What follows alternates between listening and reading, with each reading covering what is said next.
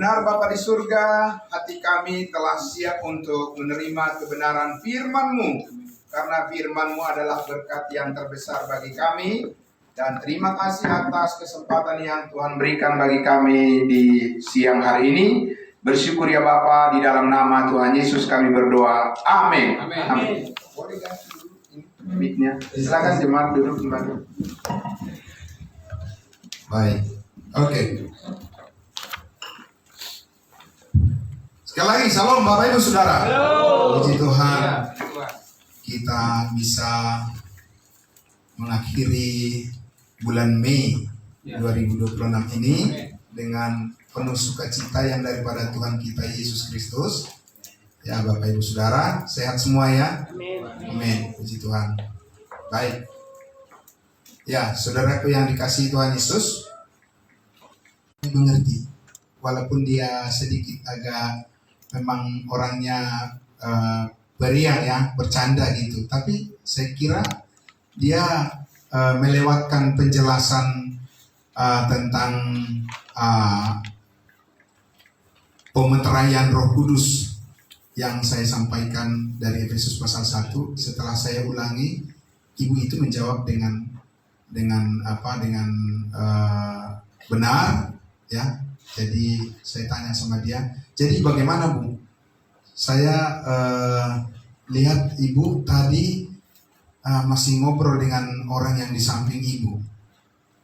Ibu perhatikan nggak yang saya sampaikan? Saya bilang, saya perhatikan Pak, katanya. Jadi bagaimana? Ibu sudah pasti selamat ke surga? Ya, saya sudah pasti selamat ke surga. Tadi ibu menyampaikan di awal, saya tanya, ibu orang berdosa apa orang kudus? Ibu jawab, saya orang berdosa. Tapi sekarang bagaimana Bu? Enggak, saya sekarang sudah jadi orang kudus. Karena apa? Kan semua dosa sudah dihapus. Itu hanya beberapa menit Bapak Ibu Saudaraku, sangat luar biasa ya. Jadi tepat jawabannya. Ya, dia tidak bilang, ya kan saya rajin ke gereja. Ya, kan saya rajin berbuat baik. Dia tidak jawab begitu.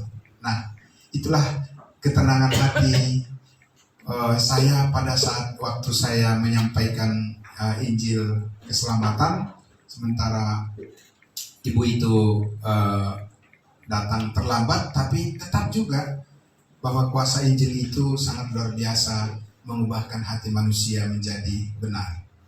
Nah, lalu setelah itu Bapak Ibu Saudaraku bercerita bahwa dia sakit, dan 1-2 memang di semangat mereka tetap belajar firman Tuhan. Mereka tidak pergi duluan atau buru-buru mereka istirahat atau tidur, tidak. Sampai selesai saya menyampaikan berita keselamatan sesuai dengan program Allah tadi malam itu, kasih karunia Allah 1 jam, ya hampir 1 jam mereka tetap duduk dengan tenang Bapak Ibu Saudara. Nah saudaraku yang dikasihi Tuhan Yesus, ya kita berdoalah sekalipun di zaman sekarang ini katanya ini keadaan semakin sulit ya Pak ya, dikatakan begitu ya. Apa mungkin karena imbas perang yang terjadi saat ini di Timur Tengah ya, mungkin juga dan banyak orang saat ini mengalami kesusahan. Tapi saudaraku yang dikasihi Tuhan Yesus, kita sudah belajar bagaimana kita tetap kuat di dalam Tuhan. Amin.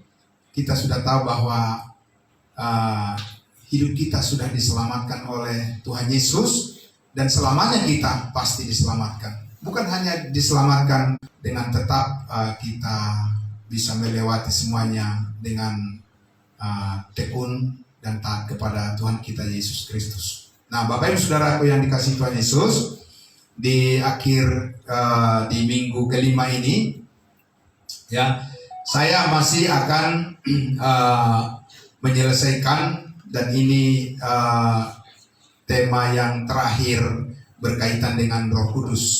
Ya, Bapak Ibu sudah tahu tentunya tema-tema dari pembahasan kita. Ya, firman Tuhan dimanapun kita melayani dalam 1 bulan ini, ya, pengkhotbah-pengkhotbah kita semuanya berbicara tentang roh putih yang sebenarnya. Itu yang kita inginkan di jemaat ini, saudaraku, yaitu apa sebenarnya yang kita mengerti tentang hubungan dari apa yang topik kita pada hari ini, apa yang sebenarnya terjadi pada hari Pentakosta dan apa hubungan historisnya dengan gereja tubuh Kristus. Amin. Nah, supaya Bapak Ibu Saudara, kita semua di sini kita mempunyai kesepemahaman. Karena kalau kita mempunyai kesepemahaman ya sesuai dengan firman Tuhan, maka gerak langkah kita pun, pelayanan kita pun akan saling harus bisa mensinkronkan ya, atau bisa memahami ya realitas daripada firman Tuhan itu sendiri, agar ketika kita menolong orang lain ya, memang mereka kita buat mengerti tentang kebenaran Tuhan. Itu yang sangat penting, sehingga mereka juga bisa menjadi bagian dari kita. Kita siapa? Kita sebagai tubuh Kristus ya. Nah, karena kita melayani Bapak Ibu Saudara bukan melayani seperti berkegiatan sosial. Kalau berkegiatan sosial kan di situ kan nggak ada hubungan di dalam hal dasar-dasar iman kan. Ya, hubungan sosial namanya hubungan sosial, berbuat baik ya, begitu aja. Bahwa kita saat ini sedang membangun tubuh Kristus, dan tubuh Kristus itu adalah kita yang sudah diselamatkan oleh Tuhan Yesus ya. Nah, saudaraku, salah satu hal yang mungkin di dalam gereja-gereja di kekristenan ya, tentunya simpang siur dari pemahaman sebenarnya Bapak Ibu Saudaraku ya. Kita lihat dulu, lanjut dulu nextnya. Saya langsung saja, Bapak Ibu Saudara bisa melihat di sana di layar apa sebenarnya yang terjadi pada hari Pentakosta dan hubungan historisnya dengan gereja tubuh Kristus, supaya kita bisa memahami betul kalau disebut hari Pentakosta itu apa. Itu hari rayanya siapa Bapak Ibu? Itu hari raya gereja tubuh Kristus atau bukan? Ya, setidaknya ada 7 hari raya milik orang Yahudi, dan kita bukan orang Yahudi. Itu sudah tegas. Kita bukan orang Israel. Ya, Alkitab mengatakan kita pentingnya Bapak Ibu Saudara. Apa signifikannya mengerti hal ini dalam dan mempengaruhi kerohanian kita? Apa, Saudara? Ya, dalam hal bagaimana kita beribadah kepada Tuhan dan bersekutu dengan saudara seiman dan melayani jiwa-jiwa, apa hubungannya Bapak Ibu Saudara? Kalau kita bisa membedakan itu, jelas Bapak Ibu Saudara. Kita lihat selanjutnya. Bisa ya? Oke, bisa. Yaitu untuk menggenapi bukan rencana manusia, rencana Allah. Tapi rencana Allah itu bukan hanya satu. Ya Bapak Ibu Saudara, di dalam Alkitab itu ada banyak rencana Allah. Tapi Pentakosta itu adalah penggenapan rencana Allah bagi umat Israel. Saudara umat Israel? Tidak. Sekali lagi, saudara umat Israel? Tidak. Kalau saudara umat Israel, berarti sudah gagal kita beribadah ini. Gagal Bapak Ibu Saudara. Di luar itu namanya bangsa lain. Dan Tuhan punya rencana yang berbeda. Ya. Tuhan punya rencana yang berbeda kepada bangsa Israel dengan kepada bangsa lain yang disebut sebagai apa? Gereja tubuh Kristus. Jadi saudara itu bergereja di mana? Saudara. Dan itu hanya formalitas sebagai agama Kristen, karena tidak tahu apa hubungannya dengan Tuhan. Dan bagaimana Tuhan saya saat ini merencanakan sesuatu pada dirimu dan diriku. Jadi, saudaraku, yang terjadi pada hari Pentakosta, kita lihat dulu di dalam Kisah Para Rasul 2. Ya, Kisah Para Rasul 2. Kita, Bapak Ibu Saudaraku, melihat apa yang dikatakan Alkitab, bukan apa yang dikatakan karangan manusia atau apalah itu. Kita lihat aja di Alkitab itu. Apakah belum cukup Bapak Ibu Saudaraku? Kita masih memerlukan sumber lain selain daripada Alkitab? Sudah cukup. Firman Tuhan itu udah cukup, lebih dari cukup. Kita lihat Bapak Ibu Saudara. Ya, Kisah Rasul pasal 2. Saya bukan orang Yahudi. Hari Raya Pentakosta semua orang percaya yang mana? Orang percaya orang Israel berkumpul di mana? Di satu tempat. Dan tiba-tiba turunlah dari langit suatu bunyi seperti tiupan angin keras yang memenuhi seluruh rumah di mana mereka berkumpul, di mana mereka duduk, dan tampaklah kepada lidah-lidah api menyala. Di mana, saudara? Hah? Nah, orang-orang sekarang ini merayakan hari raya Pentakosta, nggak ada pun lihat nyala-nyala api di mereka. Ini benar atau tidak terjadi, Bapak Ibu Saudara? Benar terjadi. Dan terus terjadi lagi sekarang gitu, kalau merayakan hari raya Pentakosta. Mana ada? Karena kita ingin memahami firman Tuhan ini, memahami iman kita yang bersesuaian dengan apa yang Tuhan kehendaki. Nggak bisa kita mencela-mencela. Bapak Ibu Saudara, nggak bisa kita terombang-ambing. Karena apa? Orang lain akan jadi korban. Saudara paham itu? Iya. Nah, karena itulah maka kita lihat, saudaraku, di ayatnya yang keempat itu dikata mereka. Bahasa apa ini? Bahasa roh. Saudara sudah dipenuhi oleh Roh Kudus? Sudah kita. Sudahkah berbahasa roh? Tidak. Kenapa? Karena saat ini dimeteraikan. Kenapa Bapak Ibu Saudara? Kami kita. Oh, belum turun Roh Kudus. Jadi Bapak masih nunggu Roh Kudus itu. Sampai kapan Bapak mau nunggu Roh Kudus? Iya, disinilah kita. Makanya saya bilang gereja kita ini gereja apa ini? Gereja, ya, nggak bisa Bapak Ibu Saudara, ya, ya kan? Jadi saudaraku yang dikasihi Tuhan Yesus, merayakan hari raya Pentakosta itu harus sepaket dengan turunnya Roh Kudus dan berbahasa roh. Iya. Jadi kalau itu tidak terjadi, ya memang karena sudah ada rencana Tuhan yang lain. Amin. Jangan dipaksakan bahwa itu harus terjadi hari ini. Ya nggak bisa Bapak Ibu Saudaraku, ya kan? Berarti nggak paham lah kehendak Tuhan. Nah, gembala, ya. Saudaraku, ya. Jadi saudara yang dikasihi Tuhan Yesus, program Pentakosta itu, semua yang peristiwa yang terjadi di hari Pentakosta itu, belumlah itu menjadi bagian yang direncanakan Tuhan. Dipenuhi Roh Kudus? Sudah. Udah berbahasa roh? Tidak. Kenapa? Karena saya bukan apa? Ya karena saya bukan orang Israel. Karena saya bukan orang Yahudi. Saya bukan Tuhan, saya bukan mengikuti program Tuhan menurut yang di pelayanan kita itu jangan bertabrakan suatu saat. Kita bukan satu kapal lalu nanti lama-lama kita bisa tabrakan di dalam satu kapal. Kita harus saling mendukung di dalam kebenaran. Ya. Nah, jadi saudaraku, pahami dengan baik. Kalau saat ini dikatakan, karena memang kenyataannya Alkitab memang begitu mengatakannya. Setiap perayaan hari raya Pentakosta mengikuti Kisah Para Rasul 2 tidak bisa lain dari kejadian itu. Amin. Ya harus terjadi seperti itu. Apa? Yaitu adanya bahasa-bahasa roh, Bapak Ibu Saudara.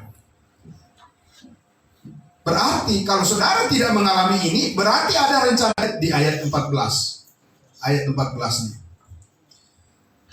Tujuan daripada apa yang terjadi di hari Pentakosta itu, siapa yang menjelaskan? Iya, Petrus. Apa penjelasannya? Maka bangkitlah, berdirilah Petrus dan ke-11 rasul itu dengan suara yang nyaring. Ia berkata kepada mereka, hai kamu orang Yahudi. Bisa berlaku Bapak Ibu Saudara? Lah, saya tanya, bisa nggak ini kata-kata ini kepada saudara? Tidak. Emang saudara orang Yahudi? Nah, saudaraku belajar. Ada orang Yahudi yang ada di mana? Di Yerusalem. Yang ada di Depok, yang ada di Jakarta, yang ada di Ciracas, begitu Bapak Ibu Saudara? Ya. Yang ada di Yerusalem. Itu konteksnya. Berarti ini masih berbicara kepada orang Israel. apa yang dikatakan oleh Petrus kepada orang Israel, Bapak Ibu Saudara. Karena mereka berbicara dengan bahasa lain, ada yang mengatakan orang itu sedang apa? Mabuk. Lah, dikatakan di situ kan baru pukul 9. Biasanya orang mabuk kalau sudah malam, gitulah ya. Maksudnya adalah itu nggak benar. Itu sindiran orang-orang yang tidak percaya pada apa yang terjadi pada hari Pentakosta. Ya harus percayalah bahwa itu benar-benar terjadi. Amin. Orang Yahudi berbicara tentang orang Yahudi. Nabi Joel tidak berbicara tentang gereja tubuh Kristus. Di mana Nabi Joel berbicara tentang gereja tubuh Kristus yang tidak hidup menurut hukum Taurat? Ada? Tidak, Nabi Joel berbicara tentang orang Yahudi yang hidup di bawah program kerajaan. Yang akan tinggal di mana? Di bumi. Di bumi. Saudara akan tinggal di bumi? Di surga. Tidak, Paulus bilang karena kewargaan kita adalah Di dalam surga. Jadi saudaraku yang dikasih Tuhan Yesus, itulah yang dikatakan oleh Petrus menjelaskan apa yang terjadi di hari Pentakosta dan apa hubungannya kepada siapa. Paham saudara?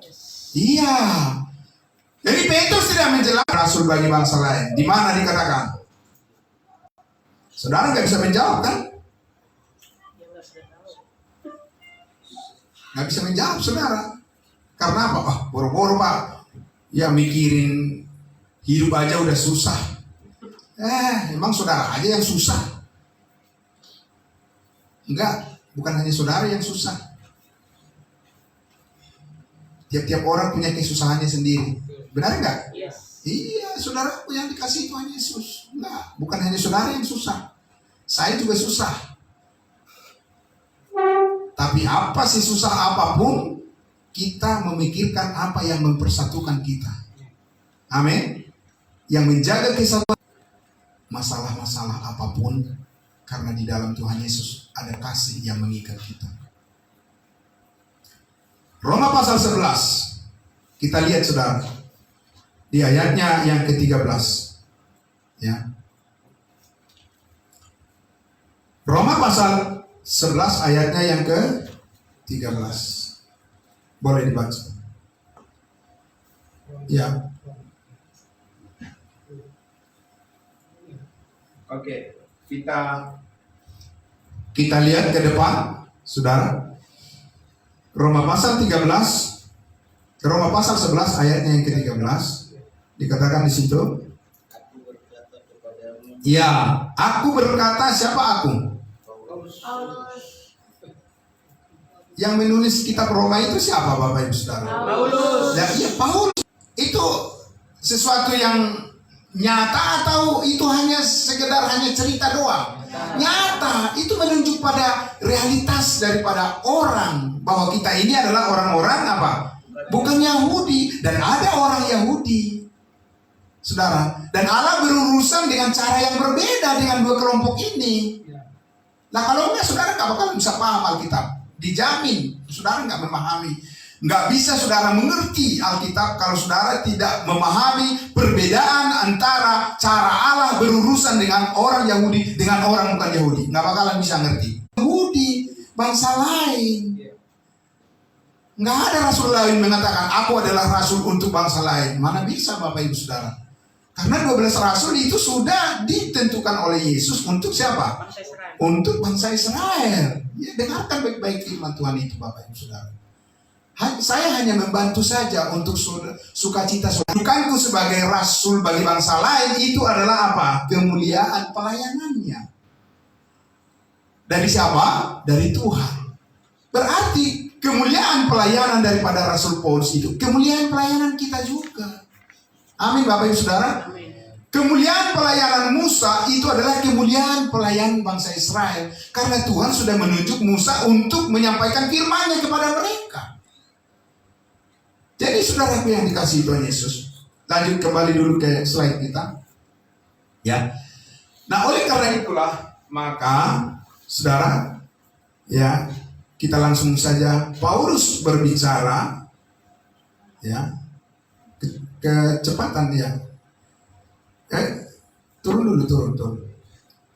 Oke, kelas ayatnya yang ke-25, ya. Roma pasal 11 ayatnya yang ke-25. Roma berapa? Ya, 11 ayat 25.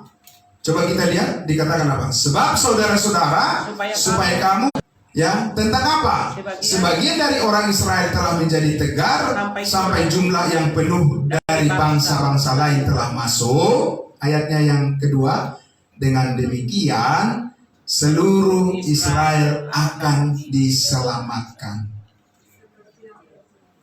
Sudah diselamatkan belum orang Israel? Belum. Kita udah diselamatkan belum? Sudah.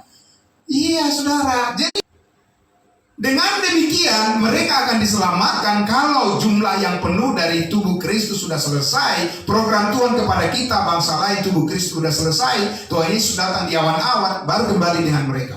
Tuhan Yesus. Itulah namanya kedatangan yang kedua kali. Masa saudara menunggu itu? Berarti saudara nggak memahami rencana Tuhan. Terus akan datang yang kedua dinubuatkan. Tapi Paulus memposisikan itu untuk bangsa Israel, bukan memposisikan nubuat ini kepada kita saat ini. Loh, saudaraku yang dikasih Tuhan Yesus, kok masih menunggu kedatangan Yesus yang kedua untuk menebus? Kita udah ditebus, amin. Iya. Yang mana yang kita imani dan yang mana yang kita beritakan kepada orang lain jadi berkat. Jadi dari Sion dengan kita, bukan dengan kita, dengan mereka. Ya, perjanjian Allah dengan mereka, yaitu apa? Apabila Tuhan menghapuskan dosa mereka, juga adalah apabila Tuhan menghapuskan dosa-dosa kita, amin. Tidak. Dosa kita, amin. Tidak. Kita sudah dihapus.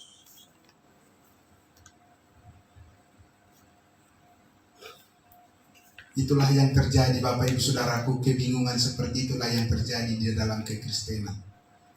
Ya. Tuhan bicara kepada bangsa Israel, diambil buat dirinya. Menunggu baga-baga. Baga-baga itu apa? Janji yang masih akan berproses. Ya, itu Israel, bukan saya. Bukan kita. Kita tubuh Kristus sudah kelar, amin. Iya, saudara, udah selesai, udah kelar, udah diberikan. Makanya saudara pasti selamatan bagi saudara dan saya.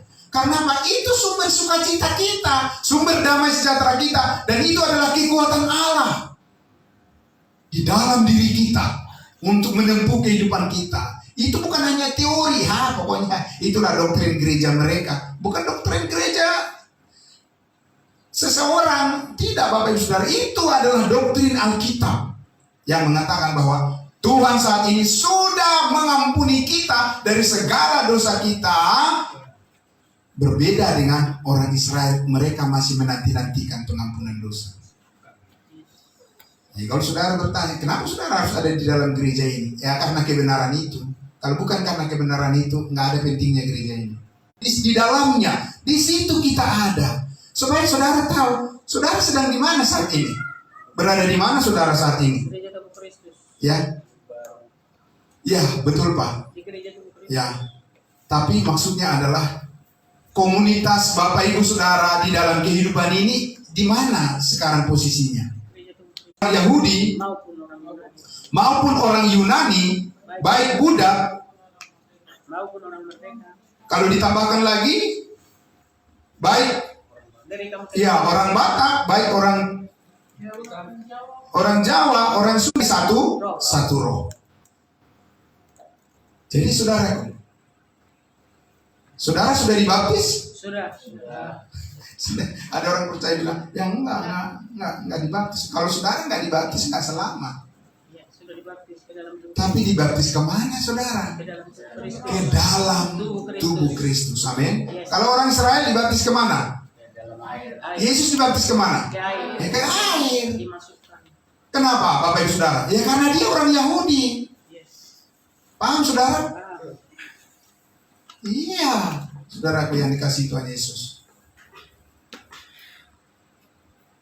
Nah sekarang ini merasa banyak dirinya adalah orang Yahudi. Tahu saudara kalau baca di kitab Wahyu dikatakan Itulah orang yang mengatakan dirinya orang Yahudi adalah jemaat.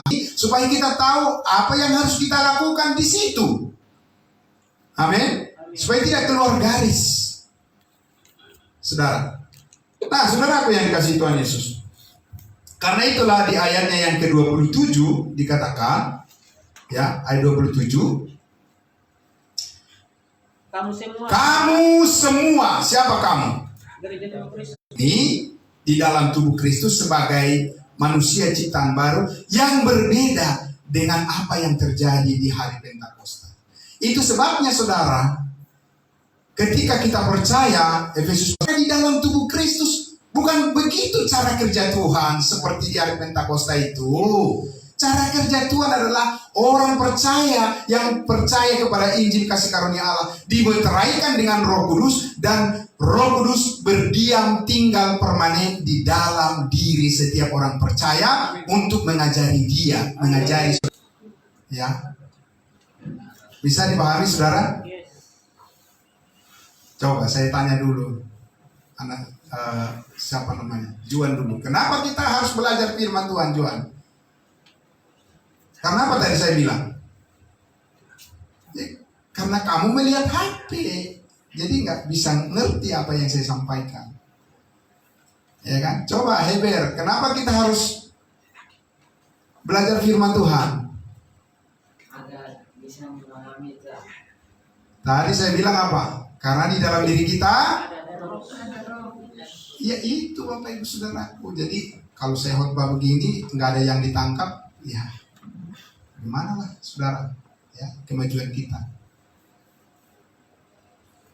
Ayolah saudara, kita lebih serius lagi di dalam. Ya Pak Sinagara, saya mau tanya, bagaimana caranya Pak? Dalam diri Bapak ada Roh Kudus, dalam diri saya ada Roh Kudus. Bagaimana caranya supaya kita bisa lebih maju lagi di dalam persekutuan kita ini? Belajar. Kenapa? Karena lewat belajar kita sudah diselarui. Ya saudara, memajukan kita, memberkati kita melalui firman-Nya yang kita mengerti. Amin. Sedikit kita mengerti firman Tuhan, sedikit juga Roh Kudus bekerja. Nggak bisa kita kayak yang di luar sana. Itu untuk mencapai keinginannya.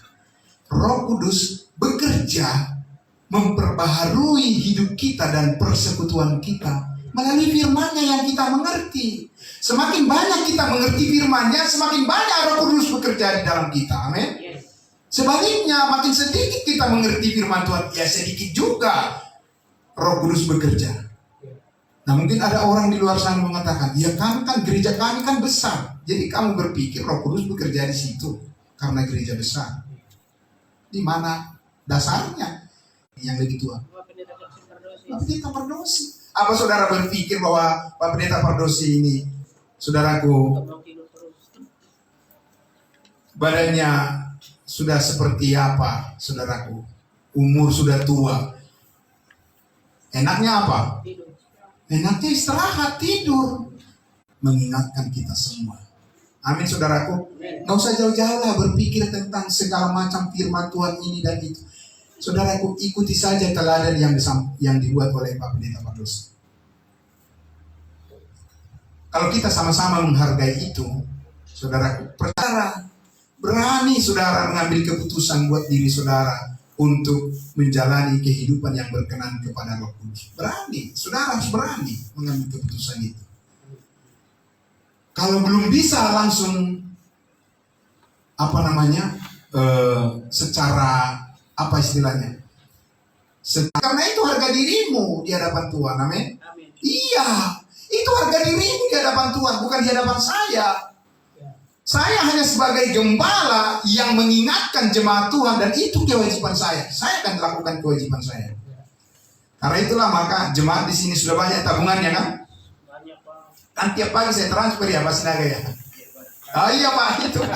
Dengar itu. Saya nggak bohong, jujur saya saudara. Tubuh Kristus. Saya tidak ada maksud apa-apa. Saya mengasihi tubuh Kristus. Dan itu kewajiban saya. Dan tahu saya sebagai gembala apa yang menjadi tugas saya. Bayangkan seorang gembala yang tidak tahu apa yang jadi tugasnya. Terus mau bawa kemana dia jemaatnya? Amin. Iya, saudaraku. Dan karena saya memang melihat juga di zaman sekarang ini, tidaklah mudah menghadapi problem yang terombak-ambing dengan keadaan dunia yang melemahkan iman percaya kita. Kita harus tumbuh terus kuat dan harus terus menyala semangat kita, Bapak Ibu Saudara, membara semangat kita. Amin. Amin. Ya, supaya apa? Saudara jangan, kalau orang luar menilai saudara dari hal-hal lahiriah, dari hal-hal jasmani, saudara orang lain meremehkan saudara dan sebagainya. Saudara jangan sampai karena itu saudara lemah. Amin. Iya. Karena di dunia ini memang semua. Tapi saudara yang dikasihi Tuhan Yesus, kita tidak serta-merta hanya mengikuti keadaan yang bisa mengombang-ambingkan kita, tapi kita mempunyai pijakan.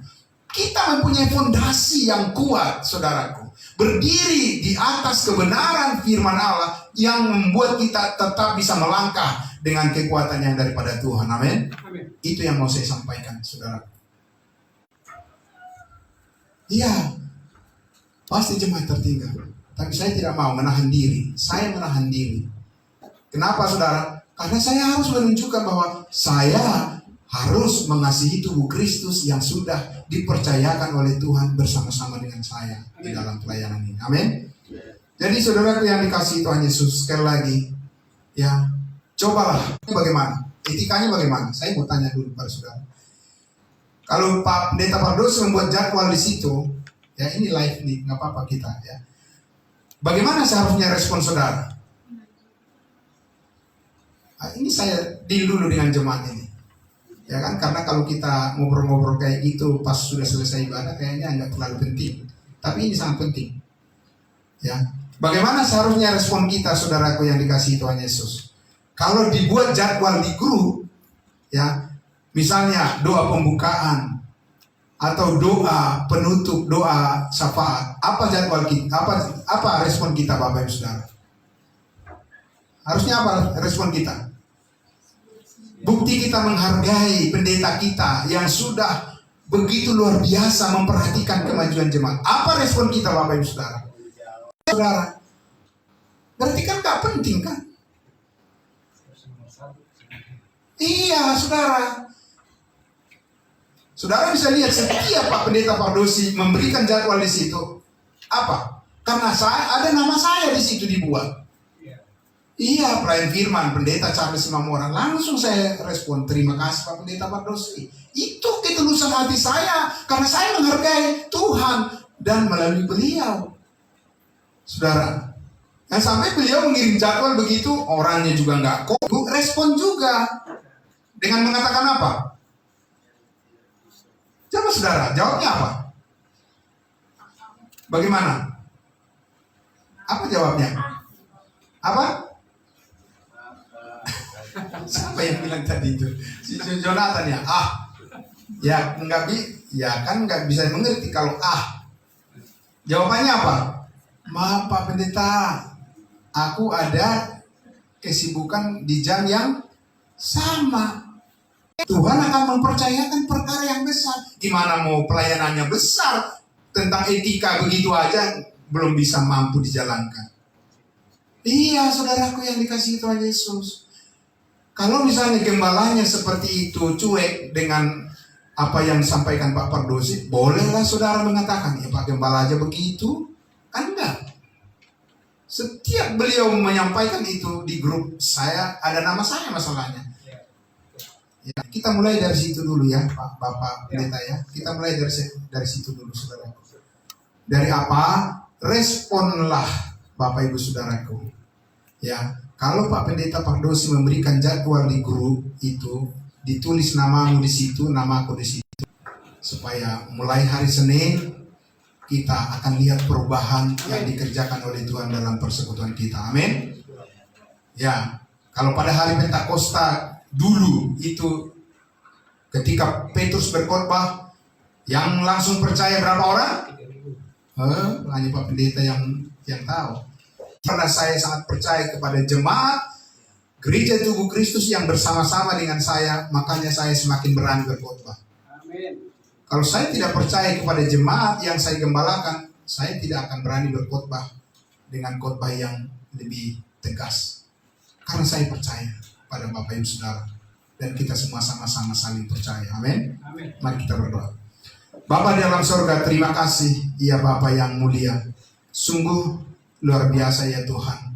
Hari ini, saat inilah jalanan hidup kami ini. Kami percaya Engkau mencukupkan apa yang kami perlukan. Memampukan kami semua jemaat kudus, karena kami adalah anggota tubuh-Mu.